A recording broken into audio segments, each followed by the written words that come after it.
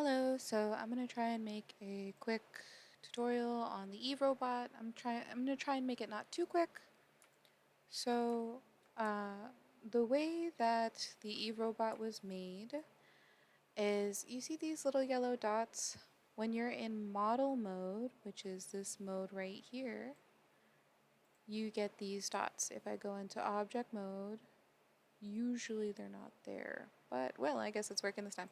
All right, well, either way, these little dots right here allow you to edit the primitive without using these numbers, but you see when I change it, the numbers change on the X here. So if you watch the size X, when I scale this, it scales that. And so what I'm going to do is rough out the shape that I want for the Eve robot, which is going to be, let's just say this, right? I want it to be thinner front and back, which we can see is the blue, which is Z, and left to right, I want it a little bit wider. So these numbers were roughly, that said 113, so I'll make it 110. This one, roughly 90, so I'll make it 90. I like nice round numbers. You don't have to. You can just rough it out. So for the Eve robot, I'm going to go to segments Y and turn this up to 2. The reason for that is if I hit NB, which is right here, display Garrard shading lines, we can see that we have 2 stacked on top of each other. See, without, there's no line there. And then with, when I add it on, there's a line there. So that is for my Eve body. I'm going to make another copy of this. So if I hold down Control, you see the mouse changes to have that double box. And so still holding down Control, I'm going to hover over this yellow, or green, sorry, the green arrow, which is for the Y. I'm going to drag it. I need to make sure only hovering over. Don't touch the blue, only the green. There we go. And hover and drag it up. This makes a copy. So if I'm clicking and holding Control, and then I click onto one of these axes and drag, it creates a copy. Then I'm going to scale it down to make it roughly the size of the Eve's head. And I think I want it to be a little more round compared to the body. So I'm going to make this about 110 as well. So if it's perfectly square, it'll be perfectly round. So maybe actually only 100. I want it to be still oval, but not perfectly round. So that's going to be the head. This is the body. What I'm doing is roughing out the shapes for now. So then on top of that, Control and drag to the side, and now we're going to have a block for the arm. And so for the arm, we obviously want it to be much smaller than the body, and most likely shorter than the body. Bring it in closer. The head can be dragged down. So this is just the rough version of the Eve bot. So now I'm going to take this cube. This one was the body. If I hit the up arrow key, see down, up, down, up, down, up. So the up arrow key to go to the next piece, this was my head. Then up arrow key, this is technically Eve's left arm. So I'm going to name it left arm. Okay, so these are all our rough pieces. You can then take the body and say make editable by hitting the C key. It's right here, make editable. And then I need to create a subdivision surface. So we are going to need 3 subdivision surfaces in total later on. For now, I'm using this one for the body. So I'm going to take my body and drag it up into the subdivision surface. Now we see that it's made the body completely round. So now I need to go to edge mode, which there we see model mode, The one that looks like this is polygon mode. We need edge mode. So now for edge mode, we can select it in a loop. So loop selection is select, loop selection. The shortcut is to hit U, so tap on U and then tap on L. So U, and then you see a list comes up, don't tap anything else, then tap L. So U, then L, not together.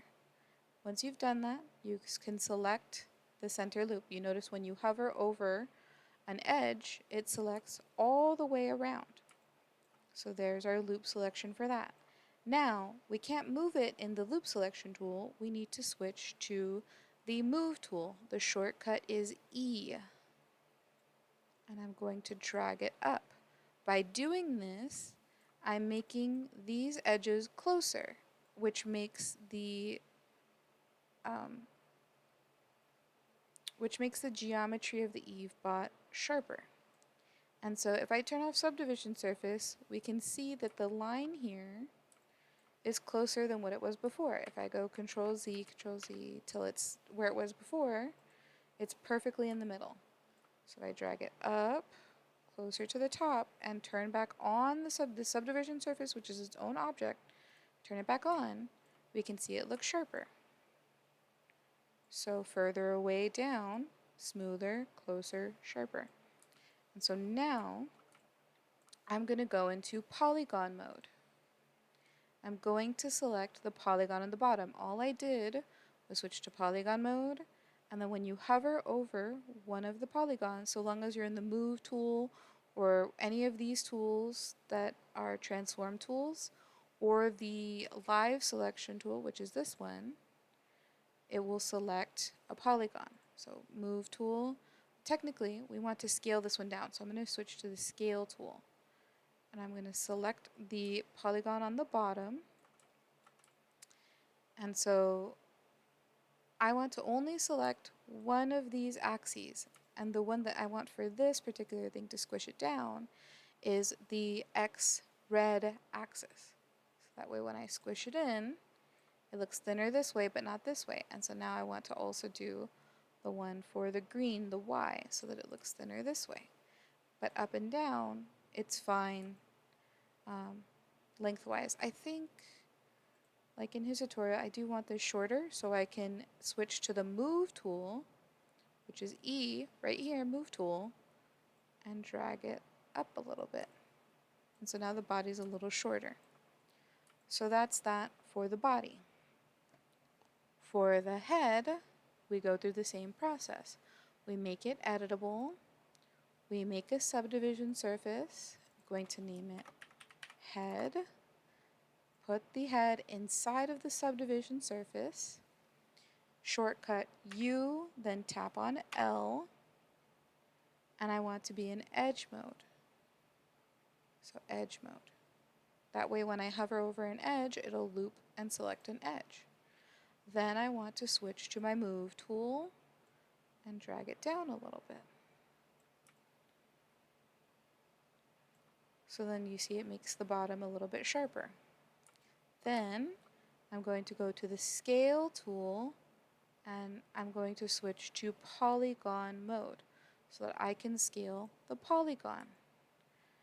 And so if I want to scale both the X and the Y at the same time, I need to hover over this little blue triangle right here. Do you see when I hover over it, it makes both of them highlighted? And then drag it in. And maybe E for the move tool and drag it down a little. So there's the Eve's head. And I think I'm going to switch to the loop selection. And you see, because I didn't select any other loops, when I switch back to the loop selection, if I hadn't clicked off or deselected this, this stays selected. So if I go back to polygon mode, the top is still selected, or edge mode, and the edges are still selected. So I kind of want to move this up a little bit more. Okay, so that's for the head. I might want to make it a little bit wider, so I can do T for edge mode scaling. So T for the scaling. I have the edge selected and I'm in edge mode. That's why it's edge mode scaling. And I'm going to scale this out just a little bit to make it slightly wider. And the only reason I did that was just to make the head a little bit wider. That's all. Okay, so next is the arm. So we have the head done, right? Okay. So I'm also going to, real quick, so that way I have the anchor points where I want them to be, going to take the subdivision surface here. I'm going to go into enable access mode, which is the edit access mode. You can hit L to activate it. I'm just going to click on it there, and I'm going to change this access up to the bottom of the head here. And so there we go. Now we have the axis at the bottom of the head. And I'm going to then just turn it off so that way I know when I'm moving it, I'm moving everything again. And so just so that way I can have this where I want it to be rotating around. Next is the arm. So make it editable, which is C, and then throw this in a subdivision surface named arm, or technically in this case it's left arm. Put that in there. So now you see it smooths it out. And I think the way I want to do this is, there's another way to do this. If I select left arm and I hover over subdivision surface, if I hold down Alt before clicking on it, it automatically makes it the child of, or it makes what you had selected the child of whatever you made. And if that's too complicated, don't worry about it. Just make the subdivision surface on its own, the same way we did for the head and the body. I just did this because it was something I wanted to show you. So this is left arm. And I'm going to change the axis right now, just because I know where I want it to be, which is going to be at the top. And then turn that back off because I want to be able to move the arm again afterwards. Okay, so I think the arm needs to be thinner. So I'm going to select both. Well, first, let's start with U. U, don't move the mouse. If I move the mouse, it makes it go away. So U, and then tap on L, and then select the middle edge, and then move tool, and move it up.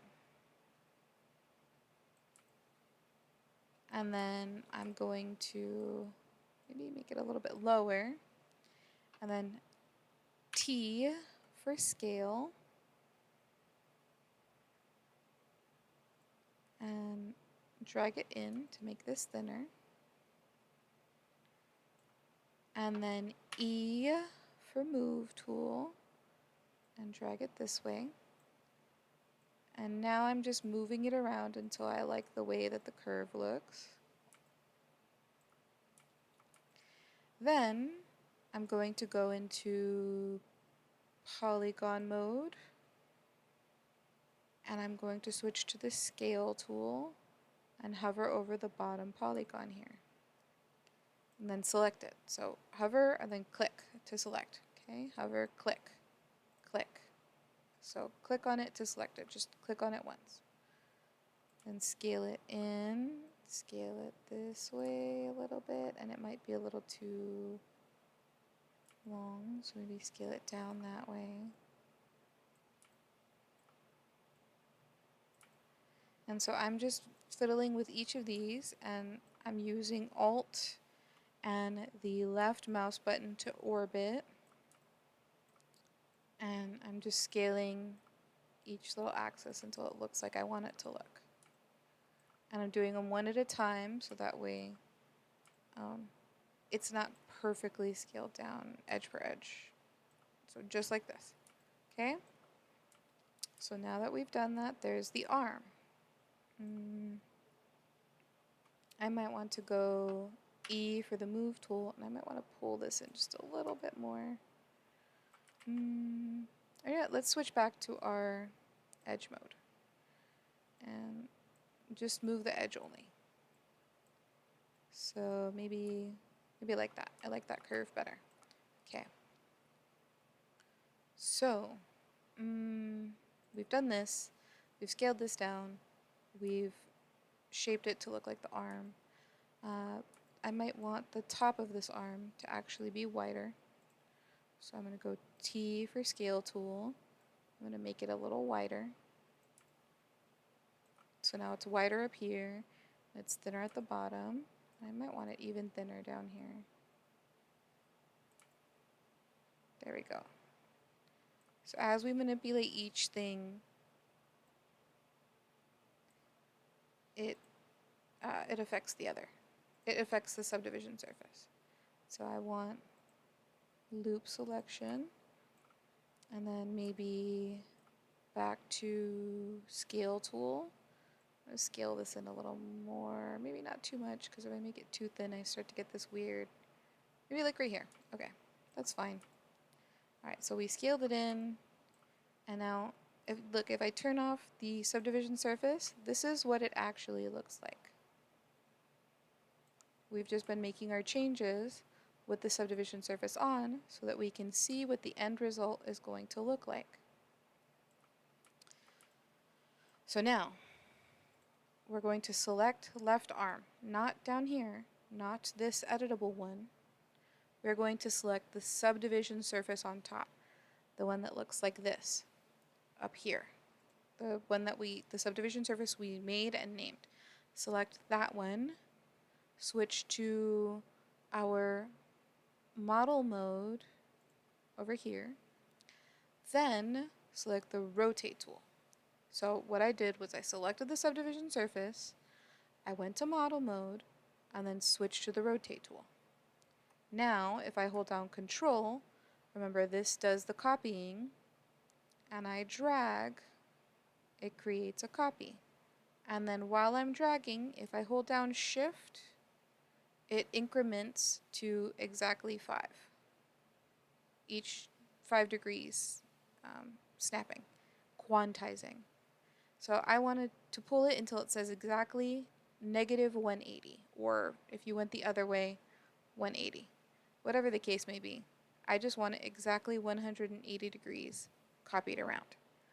Then I switch to the Move tool, and I'm going to drag it this way to match on the other side of the eave.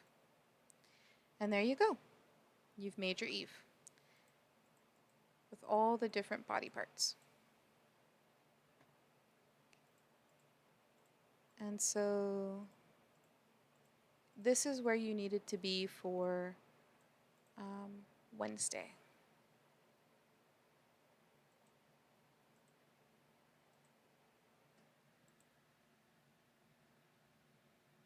Wait, one last thing. Okay, sorry. The last part of it is he went over the target tag. And so what you do is you right click, animation tags, target, and create a target tag. So that goes on the head. We have our anchor point set where we need it, which is right below the head, geometry, and then you're going to create a null. This is just a regular empty null. And you're going to rename it. Remember, you can go to basic and name it here, or double click and that'll name it there. We're going to name this look at. This can be named whatever, but I'm just naming it this so I know this is what I want the robot to look at. And so I'm going to move it in front of the robot to where I want the robot to be looking. And so all I did was I selected the null, I'm in the move tool, so I have these arrows. I selected the blue arrow and dragged it forward. I selected the green arrow and dragged it up. So now it's perfectly in front of the EveBot. Then, after I've positioned it, I can select the target tag and grab the look at and drag it in here. I need to press and hold, don't let go, and drag it down here. Or you can use this little eyedropper right next to the target object, empty space, eyedropper, right here. This eyedropper, if I select it, my mouse changes into a hand with a pointing finger. And I can go up and click on look at. So as soon as I did that, look at populated in here, and the robot tilted its head up because my null is a little bit high. So I need to drag it down, and now wherever I move this look at null, Eve will turn her head, or their head. So there you go. This is as far as you need to be. And so I recommend, after you make the look at, select it, go to Object tab in the Attributes, and change the shape to, you could change it to a circle and have it, instead of orientation being to the camera, change it to Z. That way it's easier to find where your look at null is at. This won't render, so you don't need to worry about that. All right, so